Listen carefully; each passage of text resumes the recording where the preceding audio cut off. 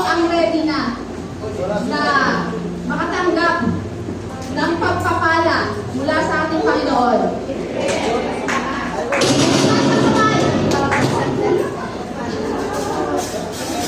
Nakikisama yung ano natin. So, excitement lang yan.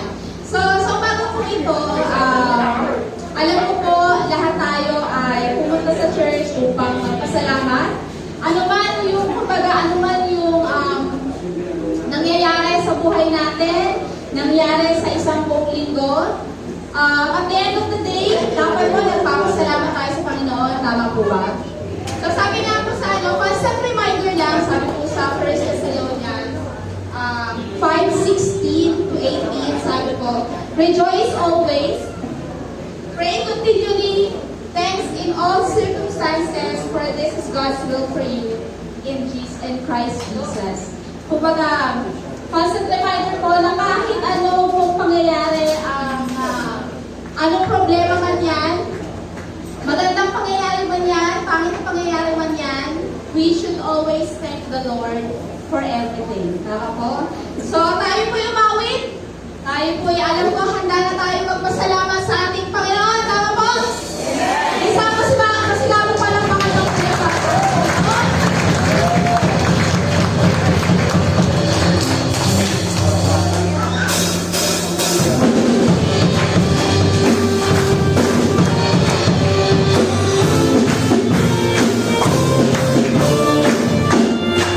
Let's go!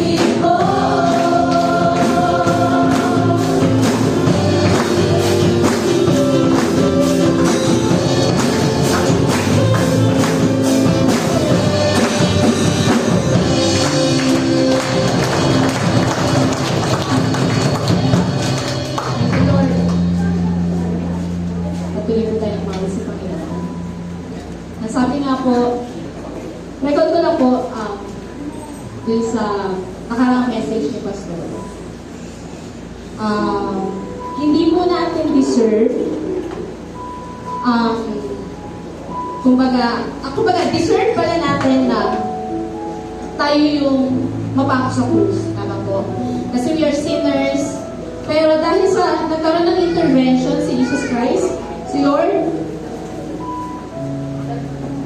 because of His mercy and grace, yung dapat na para sa atin, hindi natin natanggap.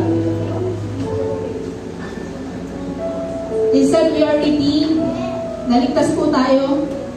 And yun pa lang po, isang malaking pagpapasalamat na para sa Panginoon. Tama po.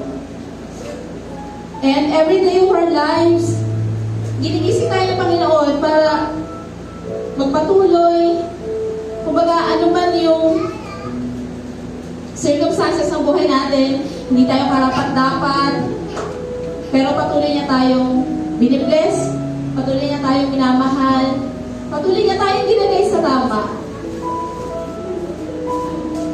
So ngayong umaga po, tayo po yung mawit, magpasalamat dahil hindi po tayo karapat-dapat, pero sa unconditional love ng ating Panginoon, we are saved by His love and grace.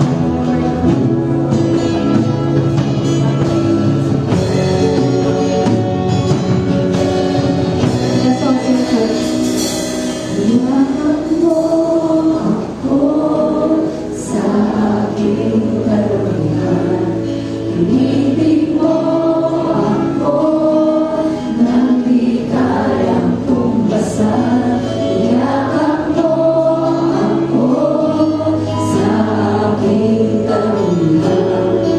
Inibig mo ako nang di kayang tumbasan. Iyakap mo ako sa aking karuhan. Inibig mo ako nang di kayang tumbasan. O Diyos ng katarungan at katwiran ng kahit minsan di na mahiran ang kabanalan kalwalhatian. Salamat sa suntulang biyaya mo, O Diyos ng pag-ibig na mas malawak pa kaysa aking mga pagkakasala. Hindi pa sa buhay ko. Salamat sa suntulang biyaya mo. Tayo manalangin. Lord, maraming salamat, Panginoon, sa umagang ito, Panginoon, na nandito kami, Lord, pagpapasalamat. Sa kabila, Panginoon, ng hindi kami karapat-dapat, Panginoon, still, you love us, you bless us, Panginoon. At patuloy niyo po kami hinahatak papunta sa inyo, pabalik sa inyo. Lord, we thank you this morning. Ano man po yung kinakahap namin, Panginoon, ano man po yung circumstances ng buhay namin, Lord, we will always thank you, God. Kasi kulang pa po yung Panginoon sa nabigay niyo para sa amin. Although sometimes, bumibigay kami, Panginoon, minsan nakakalimutan namin na andyan pala kayo, Lord. Pero Lord, salamat po kasi patuloy kayo gumagamit ng mga tao na nasa paligid namin, God. Para mamarapin sa inyo, Lord. Para i-remind kami, Panginoon, na may Diyos na paunawain, may Diyos na mapagmahal, Panginoon. Na kailangan hindi kami iiwan.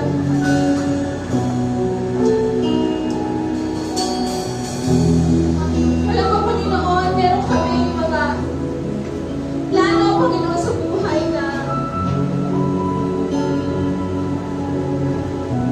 hindi natutupad o nadidelay. Pero alam namin, Lord, na may purpose yun. Alam namin, Panginoon, na nakaplano na yung buhay namin. Alam niyo na, Panginoon, kayo lang po nakakaalam, Panginoon, kung ano magiging takbo ng buhay namin. And we trust you, Panginoon. We trust you on that, oh God. Na ngayon, hindi man po namin nakikita, Lord, yung na merong magandang kahihinatnan, Panginoon, yung mga plans na to, yung buhay namin, Lord, pero alam namin, Panginoon, na magtatas lang kami sa inyo, Panginoon. We will have faith, Panginoon. We will pray constantly, Panginoon. And we know, Lord, na hindi niyo po kami nilalagay sa sitwasyon na hindi magiging maganda yung buhay namin, Panginoon. Lord, maraming salamat, O God, sa pagmamahal, sa blessings, Panginoon, araw-araw. And Lord, patawaran niyo po kami sa mga pagkukulang natin.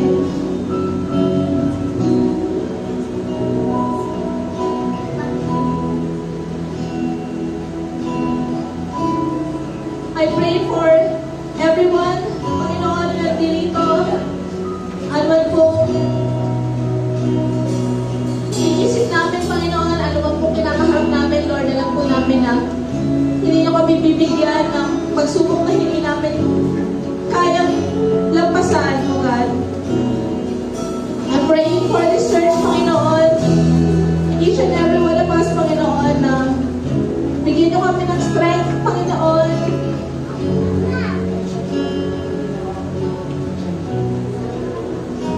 Nawa, Panginoon, huwag kayong magsawi. Encourage us, O God.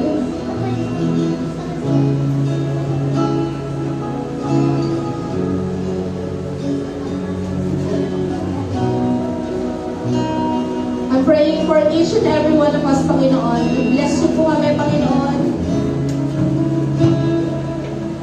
I-bless niyo po, Panginoon, ang bawat pamilya sa panabang ito, O God.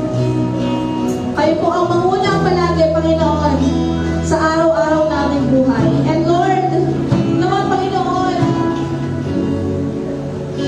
dumating yung araw, Lord, na mag-isip kami na dapat sinishare din pala namin, Panginoon, yung blessing, yung salvation na natanggap namin, Panginoon. Na each and everyone should realize, Panginoon, na napakasarap palang i-share to.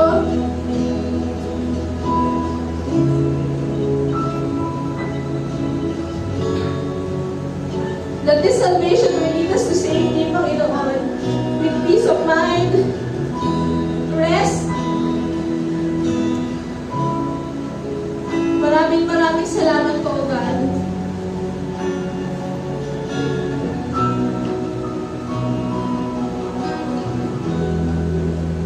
Salamat po sa blessings, O God. Dalangin ko rin po, Panginoon, ang pastor namin, God. Patuloy niyo po siyang gabayan, Panginoon, pangunahan sa kanyang pang-araw-araw ng buhay, Panginoon. Give him wisdom, Panginoon. Dahil siya po yung ginagamit niyo bilang instrumento, Panginoon, na matuto kami ng salita niyo. Lord, maraming salamat, Panginoon, sa umagang ito, sa araw na ito, Panginoon, sa maging sa mga darating pang araw, God. Patuloy ka po namin aawitan, Panginoon. Patuloy mo ako namin pasasalamatan at sasabahin ang God. Church, patuloy po tayo umawit.